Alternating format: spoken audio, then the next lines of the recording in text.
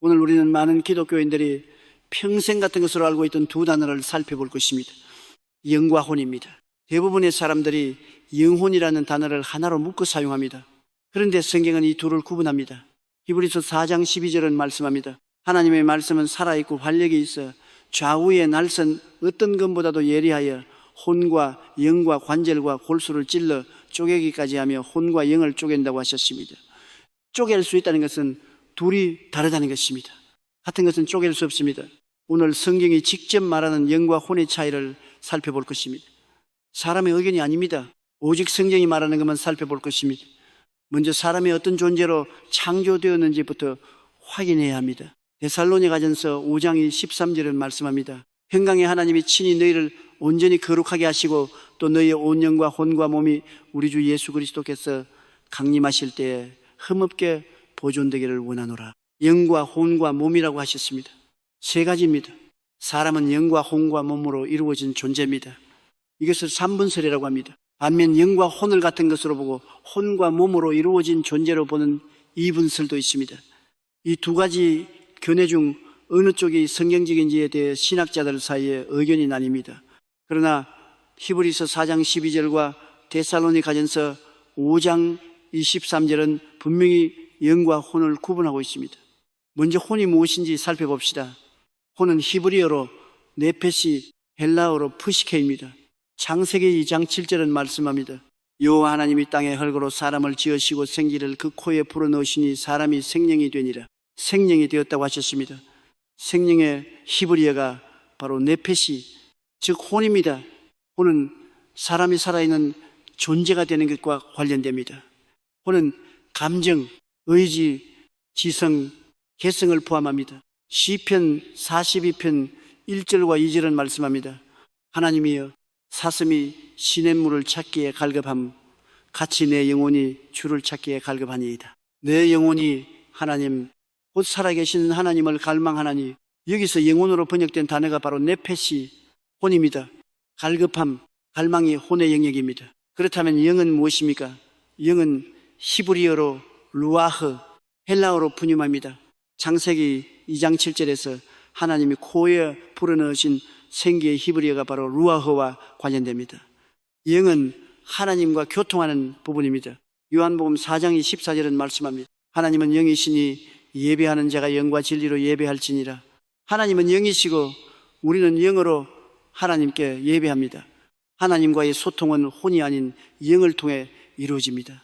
로마서 8장 16절은 말씀합니다. 성령이 친히 우리의 영과 더불어 우리가 하나님의 자녀인 것을 증언하시나니, 성령이 우리의 영과 더불어 증언하신다고 했습니다. 영이 하나님과 교통하는 통로입니다. 영과 혼의 가장 핵심적인 차이를 정리하면 이렇습니다. 혼은 인간적인 부분입니다. 감정, 의지, 지성, 개성이 혼의 영역입니다. 영은 하나님과 교통하는 부분입니다. 하나님을 인식하고 하나님께 예배하고 성령과 교통하는 것이 영의 영역입니다. 고린도전서 2장 14절은 말씀합니다. 육에 속한 사람은 하나님의 성령의 일들을 받지 아니하나니 이는 그것들이 그에게는 어리석게 보이며 또 그는 그것들을 알 수도 없나니 그러한 일은 영적으로 분별되기 때문이라. 영적으로 분별된다고 하셨습니다. 하나님의 일은 혼으로 이해되는 것이 아니라 영으로 분별됩니다. 이것이 영과 혼의 핵심적인 차이입니다. 그렇다면 죄로 인해 영과 혼에 어떤 일이 일어났습니까? 창세기 2장 17절에서 하나님은 선악과를 먹는 날에는 반드시 죽으리라고 하셨습니다. 그런데 아담과 하와는 선악과를 먹은 후에도 육적으로는 바로 죽지 않습니다. 무엇이 죽었습니까? 영이 죽었습니다. 하나님과 교통하던 영이 죄로 인해 죽었습니다. 에베소서 2장 1절은 말씀합니다. 그는 허물과 죄로 죽었던 너희를 살리셨도다. 허물과 죄로 죽었다고 하셨습니다. 육체적으로 죽은 것이 아닙니다. 영적으로 죽은 것입니다. 하나님과의 교통이 끊어진 것입니다. 그래서 거듭남이 필요합니다. 요한복음 3장 6절은 말씀합니다. 육으로 난 것은 육이요 영으로 난 것은 영이니 영으로 거듭나야 합니다. 거듭남이 영과 혼의 어떤 변화를 가져옵니까? 예수님을 믿고 거듭날 때 죽었던 영이 살아납니다. 하나님과의 교통이 회복됩니다. 에베소서 2장 5절은 말씀합니다. 허물로 죽은 우리를 그리스도와 함께 살리셨고 살리셨다고 하셨습니다. 죽었던 영이 살아난 것입니다. 로마서 8장 10절을 말씀합니다. 또 그리스도께서 너희 안에 계시면 몸은 죄로 말미암아 죽은 것이나 영은 의로 말미암아 살아있는 것이니라. 영은 의로 말미암아 살아있다고 하셨습니다. 그러나 혼은 여전히 변화의 과정 중에 있습니다. 로마서 12장 2절은 말씀합니다. 오직 마음을 새롭게 함으로 변화를 받아 마음, 즉 혼이 새롭게 되는 과정이 필요합니다. 이것이 기독교인들이 왜 거듭난 후에도 여전히 죄와 싸우는지를 설명합니다. 영은 거듭남으로 살아났습니다. 그러나 혼은 여전히 훈련과 변화의 과정 중에 있습니다. 갈라디아서 5장 17절은 말씀합니다. 육체의 소욕은 성령을 거스르고 성령은 육체를 거스르나니 이 둘이 서로 대적함으로 너희가 원하는 것을 하지 못하게 하려 함이니라. 이 싸움이 바로 살아난 영과 아직 변화 중인 혼 사이의 긴장입니다. 바울도 로마서 7장 22절과 23절에서 이것을 고백합니다.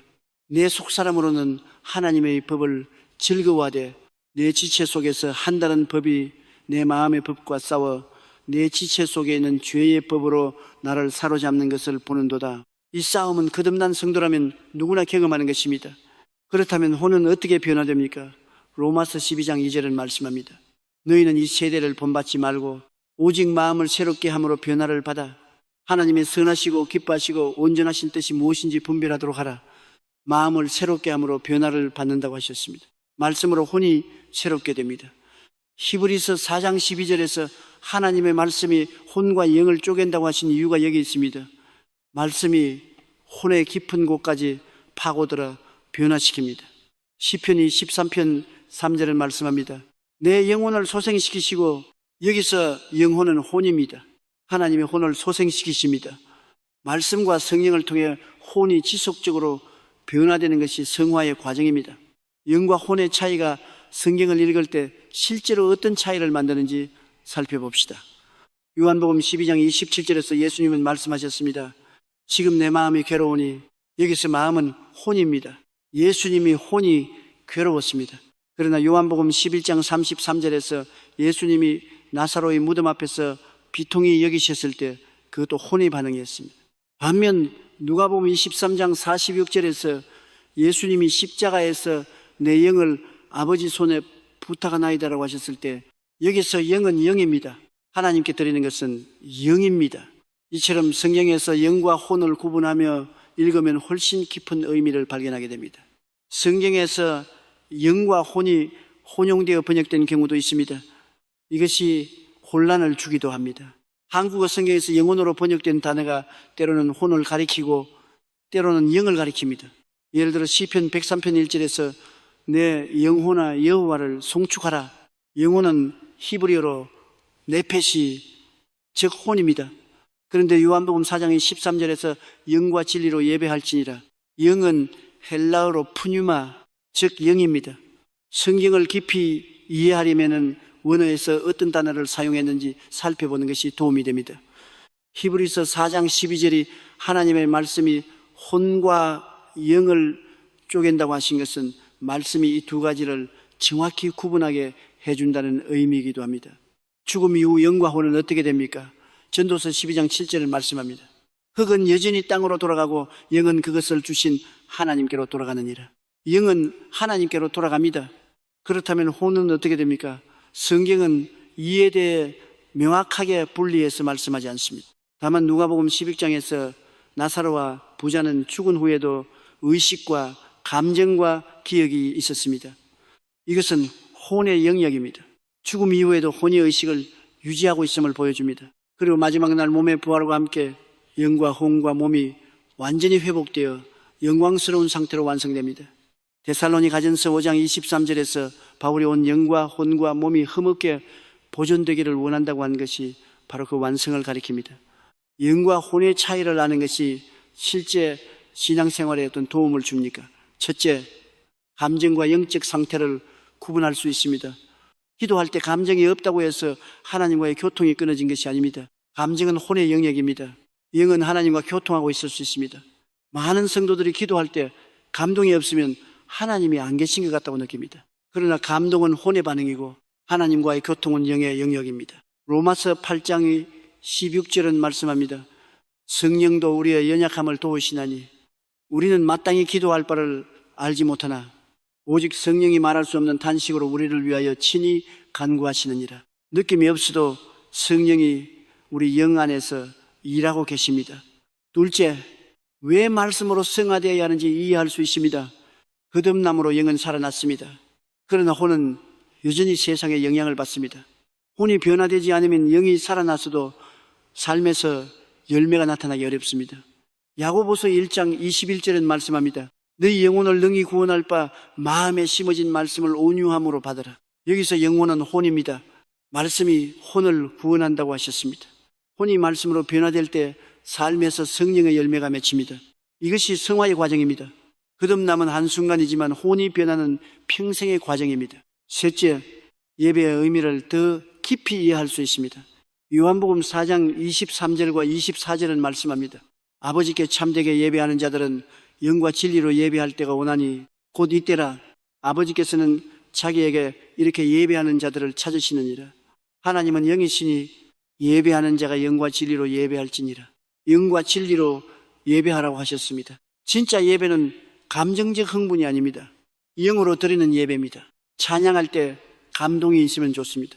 그러나 감동이 없어도 영으로 드리는 예배는 하나님이 받으십니다. 반대로 감동이 넘쳐도 영으로 드리지 않는 예배는 참된 예배가 아닐 수 있습니다. 이것이 영과 혼을 구분할 때 예배에 대해 얻는 통찰입니다. 영과 혼에 대해 잘못 이해하면 생기는 문제들이 있습니다.